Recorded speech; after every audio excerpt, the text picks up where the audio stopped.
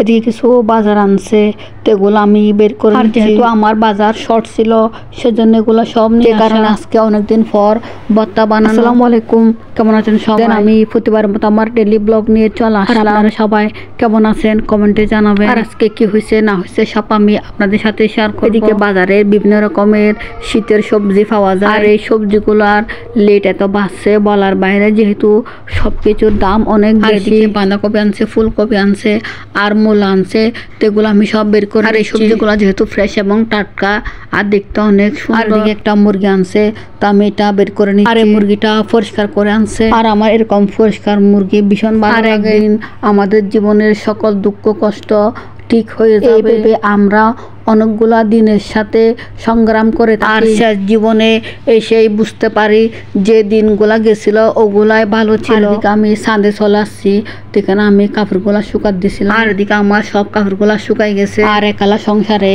এতগুলা কাজ করা একদম অসম্ভব, তারপরও নিজের সব কাজ নিজেকে করতে হয়। আর এদিকে আমি সব কাপড়গুলো আমি নিয়ে নিচ্ছি, এগুলা সব শুকাই গেছিল। আর সংসারে এত কাজ বলার বাইরে, যেহেতু একা হাতে সব কাজ আমাকে একাই করতে হয়। আর এদিকে আমার সব কাপড়গুলো শুকাই গেছে, তখন এগুলো আমি সব নিয়ে নিই। আর আমার চাঁদে উঠতে ভীষণ ভালো লাগে, যেহেতু আমি দিনের অর্ধেক সময় চাঁদে থাকি। আর এদিকে আজকে আমি মরিচের ভর্তা বানাবো, যেহেতু এই মরিচের ভর্তাগুলো খেতে আমার ভীষণ ভালো লাগে। আর আমার যখন মরিচের ভর্তা খেতে ভীষণ ইচ্ছা করে, তখন আমি এভাবে মরিচের ভর্তাগুলা বানিয়ে আর আজকে ঠিক করছি আপনাদের সাথে শেয়ার করব এই মরিচের ভর্তাটা। আমি কিছু কাঁচামরিচ নিয়েছি, সাথে রসুন নিয়েছি, তো এগুলো আমি ভালো করে রোস্ট করে নিব। আর কাঁচামরিচ আর রসুন এভাবে রোস্ট করে ভর্তা বানালে খেতে একদম রসুন আর কাঁচামরিচ রোস্ট হয়ে গেছে, তো এগুলো আমি ভালো করে শিল দিয়ে কষে নিব। আর আমার এই মরিচের ভর্তাটা এত ভালো লাগে, তা আমি মাঝে মধ্যে এভাবে বানিয়ে আমি সাথে পেঁয়াজও নিয়েছি,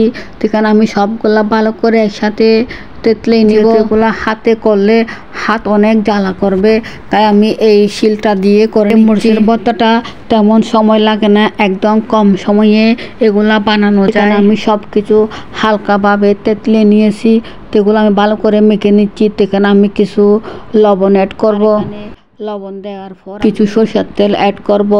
এখানে আমি সরষের তেল দিয়ে ভালো করে মেখে নিব। যেহেতু আমি একজনই খেতে হয়, তো আমার বাচ্চারা তেমন খায় না, সেজন্য আমি বানাই না। আমি ধনে পাতাও অ্যাড করব, এগুলো আমি সব কিছু দিয়ে ভালো করে মেখে নিব। আর এই ভর্তাটা গরম গরম ভাতের সাথে খেলে অনেক ভালো লাগে। আমার ব্লগ আজকে পর্যন্ত। সব আমার ভিডিও দেখবেন, সব আমাকে লাইক কমেন্ট শেয়ার করবেন, সব আমাকে বেশি বেশি সাপোর্ট করবেন। আর এরকম আর ভিডিও পেতে সব আমার পেজটাকে ফলো দিয়ে পাশে থাকবেন। নেক্সট ব্লগে আবার দেখা হবে, সবাইকে বিদায় জানিয়ে আল্লাহ হাফেজ।